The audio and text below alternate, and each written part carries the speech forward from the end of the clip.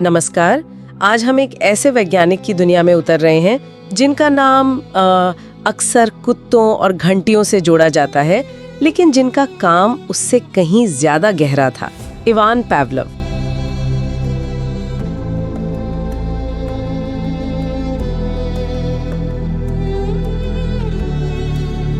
हाँ बिल्कुल, और हमारे पास उनके कुछ अहम वैज्ञानिक लेख हैं, उनके भाषण, निजी पत्र और आत्मकथा के अंश भी हैं। तो हमारा मकसद है इन स्रोतों के जरिए पावलोव के विचारों की तह तक पहुंचना। बिल्कुल, सिर्फ वो घंटी और लार वाली बात नहीं, मतलब अनुकूलित प्रतिक्रिया ही नहीं, बल्कि उनके प्रयोग, उनका नजरिया शरीर क्रिया विज्ञान बनाम मनोविज्ञान पर, और विज्ञान के प्रति उनका जो जुनून था उसे समझना। ये सिर्फ एक प्रयोग की कहानी नहीं है, सही कहा, ये तो दिमाग को समझने की एक पूरी यात्रा है। हाँ, तो चलिए शुरू करते हैं उनकी कहानी से।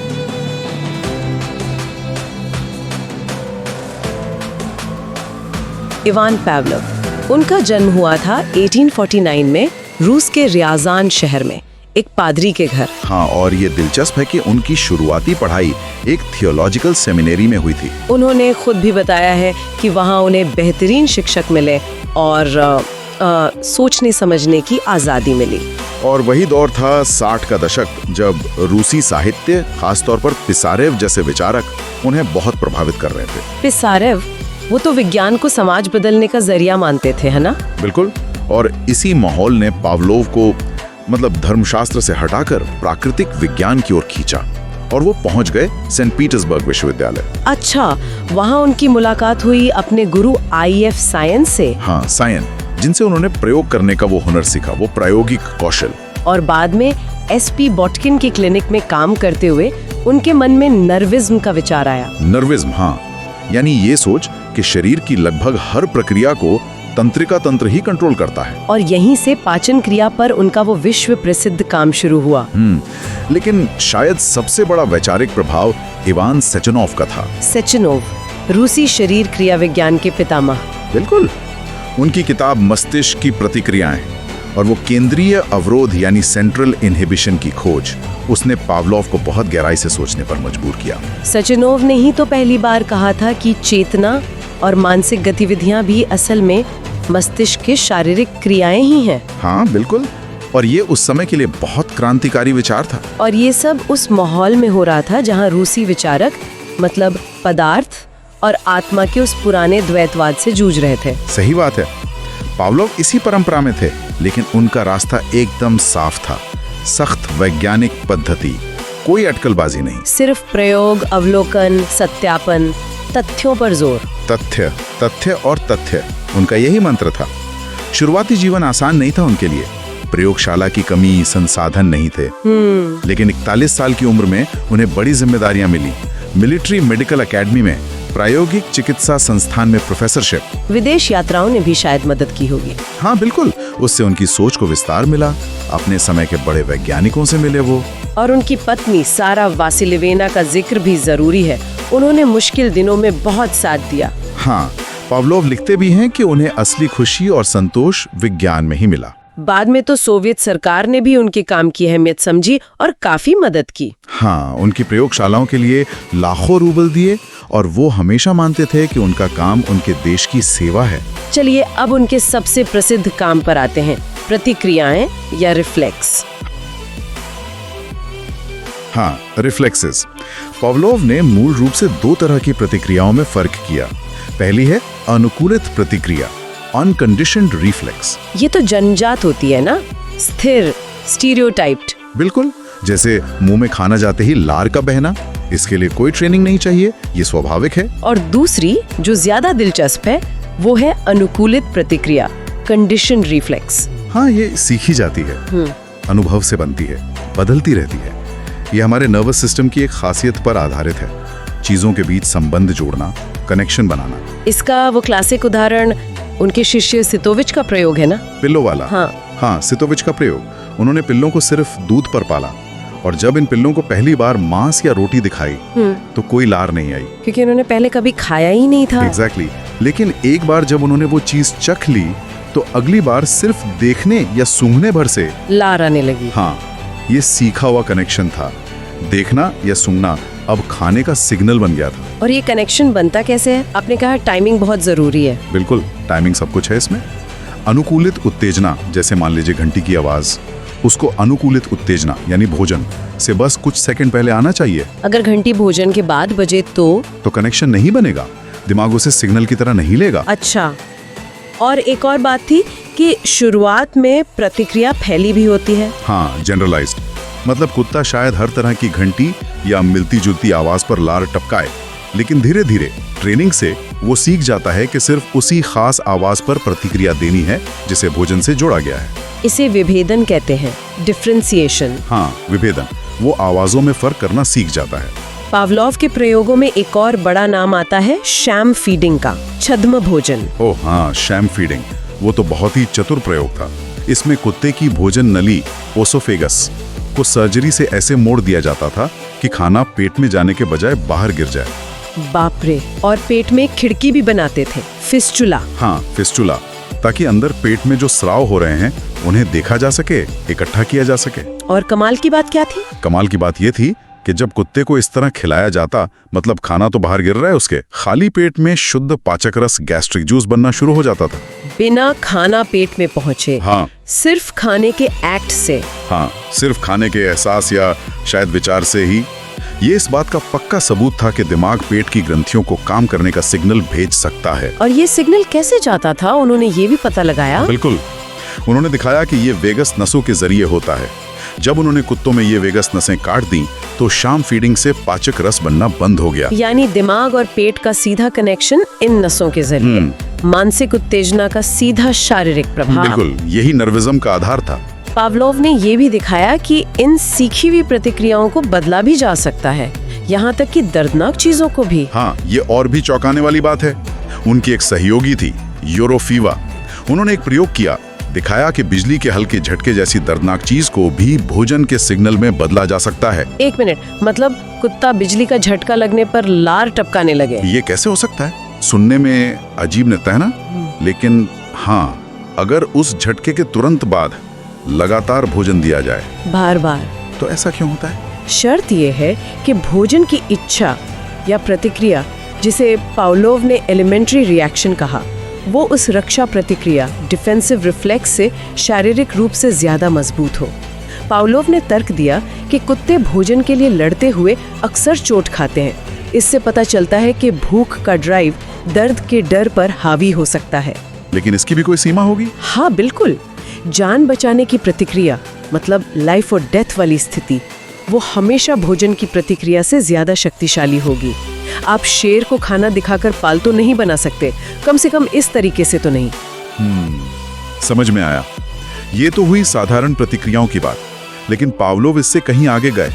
उन्होंने उच्च तंत्रिका गतिविधि की बात की, हायर नर्वस एक्टिविटी। हाँ, वो दिमाग के और जटिल कामों को समझना चाहते थे।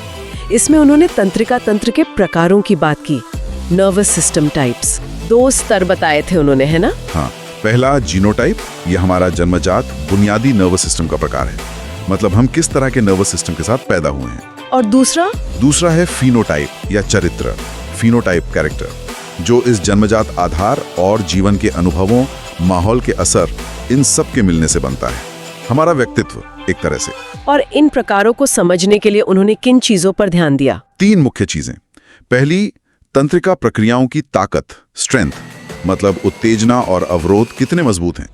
दूसरी, उनका संतुलन, इक्विलिब्रियम, क्या उत्तेजना हावी है या अवरोध या दोनों बराबर हैं। और तीसरी, उनकी गतिशीलता, मोबिलिटी, यानी एक प्रक्रिया से दूसरी में, जैसे उत्तेजना से अवरोध में, या एक सिग्नल से दूसरे सिग्नल पर कितनी तेजी से जा सकते हैं। इसका कोई उदाहरण है उनके कुत्तों में? हाँ, कई हैं। जैसे एक कुत्ता था बॉय, उसमें गजब की गतिशीलता थी। वो बहुत तेजी से एक्साइटेड स्टेट से शांत अवस्था में जा सकता था।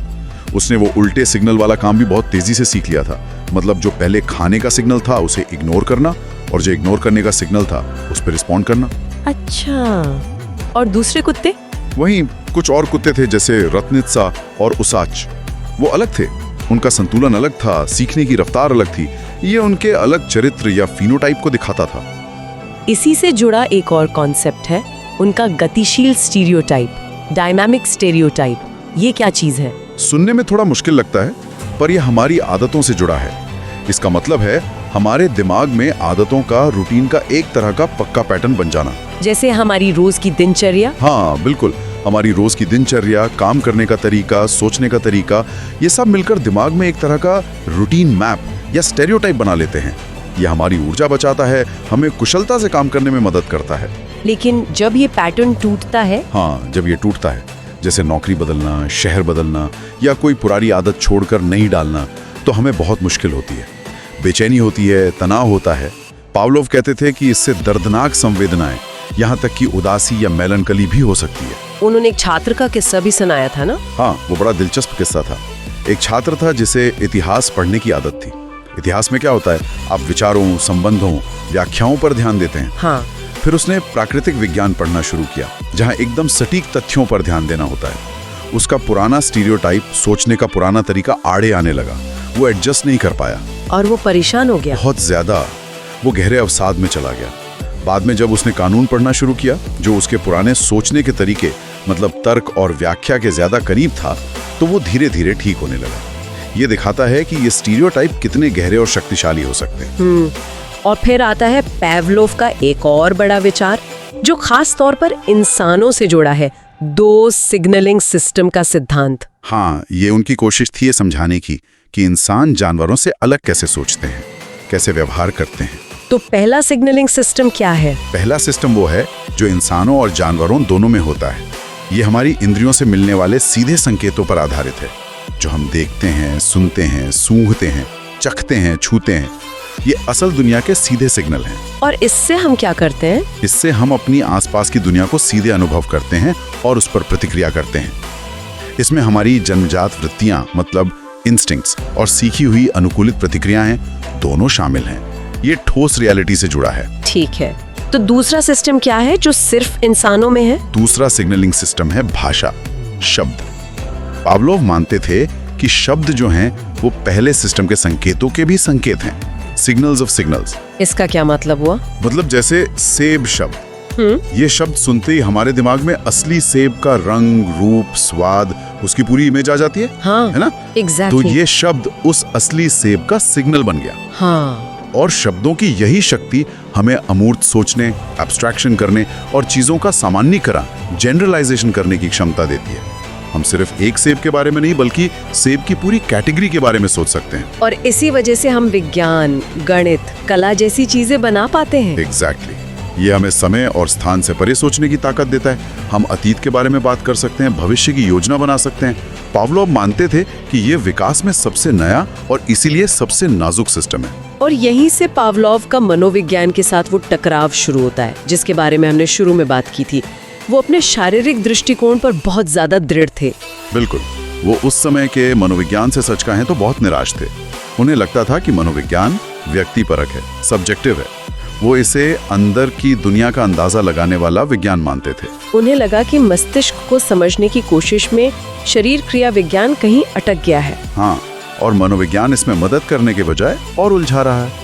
वो विज्ञान को वापस ठोस जमीन पर लाना चाहते थे। बाहरी दुनिया में क्या बदलाव हो रहा है और उसके जवाब में जीव के अंदर शारीरिक रूप से क्या बदलाव हो रहा है, बस इनके बीच का सख्त वस्तुनिष्ठ संबंध खोजना, नियम खोजना। इसी वजह से उन्होंने अपने समय के कई बड़े मनोवैज्ञानिकों की खुलकर आलोचना की। हाँ, उन्होंने किसी को नहीं बख्शा। जैसे चार्ल्स शेरिंगटन जैसे महान वैज्ञानिक की भी आलोचना की, क्योंकि उन्हें लगता था कि शेरिंगटन कहीं ना कहीं मन और शरीर को अलग मानते हैं, डुअलिज्म में विश्वास करते हैं। पावलोव के लिए ये पाप जैसा था। और गेस्टाल्ट मनोवैज्ञानिक कुफ्का, कोहलर, ओह, उनसे तो खास चिढ़ थी। गेस्टाल्टवादी मानते थे कि हम चीज़ों को टुकड़ों में नहीं, बल्कि एक पूरे पैटर्न या गेस्टाल्ट के रूप में समझते हैं, और व्यवहार को उत्तेजना प्रतिक्रिया की छोटी इकाइयों में तोड़ना गलत है। पावलोव का जवाब क्या था? पावलोव का तर्क था कि ये गेस्टाल्ट या समग्र रूप बनता ही एसोसिएशन या कनेक्शन से है। पहले कनेक्शन बनते हैं, फिर पैटर्न समझ आता है, ना कि इसके उलट। वो कहते थे एसोसिएशन गेस्टाल्ट बनाता है, ना कि गेस्टाल्ट एसोसिएशन। उन्होंने एडवर्ड क्लैपरेड जैसे विचारकों को भी नहीं छोड़ा। हाँ, क्लैपरेड ने अनुकूलित प्रतिक्रिया के लिए एसोसिएशन की जगह निहितार्थ या इम्प्लीकेशन शब्द इस्तेमाल किया। पावलोव को ये फिजूल की शब्दबाजी लगती थी और पियरे जेनेट या बर्गसन जैसे दार्शनिकों के विचारों में उन्हें एनिमिज्म की झलक दिखती थी, मतलब किसी रहस्यमयी आत्मिक शक्ति में विश्वास जिसका विज्ञान में कोई स्थान नहीं था उनके अनुसार। तो वो इन सब आलोचनाओं का जवाब कैसे देते थे? क्या वो सिर्फ बहस करते थे? नहीं, उनका जवाब हमेशा उनके प्रयोग होते थे। जैसे उन्होंने वानरों पर हुए अध्ययनों का हवाला दिया। कोहलर जैसे मनोवैज्ञानिकों ने दावा किया था कि वानर अचानक सूझबूझ या इंसाइट से सीखते हैं। हाँ, वो केले वाला प्रयोग। बिल्कुल। पावलोव ने तर्क दिया कि नहीं, वानरों का व्यवहार भी मूल रूप से कुत्तों जैसा ही है। वो भी परीक्षण और त्रुटि, ट्रायल एंड एरर से सीखते हैं, एसोसिएशन बनाते हैं, विश्लेषण करते हैं। उनमें कोई खास अलग तरह की बुद्धि नहीं है, बस उनके पास हाथ जैसे बेहतर शारीरिक उपकरण हैं जिससे वो ज्यादा जटिल काम कर पाते हैं। उन्होंने ये भी कहा कि वानर का प्रदर्शन तब सुधरता है जब उसकी थकान दूर हो जाती है, न कि किसी सोच विचार या ध्यान करने से। हाँ बिल्कुल, सब कुछ शारीरिक प्रक्रियाओं पर आधारित। उन्होंने मोटर कॉर्टेक्स के बारे में भी एक अलग नजरिया पेश किया था, जिसे दिमाग का गति नियंत्रित करने वाला हिस्सा माना जाता था। हाँ, ये भी बड़ा दिलचस्प था। वो मानते थे कि मोटर कॉर्टेक्स असल में एक संवेदी क्षेत्र है, सेंसरी एरिया, जो हमारे मांसपेशियों और जोड़ों से आने वाले संकोचों को ग्रहण करता है, प्रोप्रिसेप्शन जैसे कहते हैं। लेकिन वो गतियां कंट्रोल कैसे करता है फिर? उनके सहयोगी क्रॉसनोगोर्स्की ने प्रयोग करके दिखाया कि किसी शारीरिक हरकत को, जैसे कुत्ते का पैर मोड़ना, उसे भी भोजन जैसे पुरस्कार से जोड़कर अनुकूलित प्रतिक्रिया बनाई जा सकती है।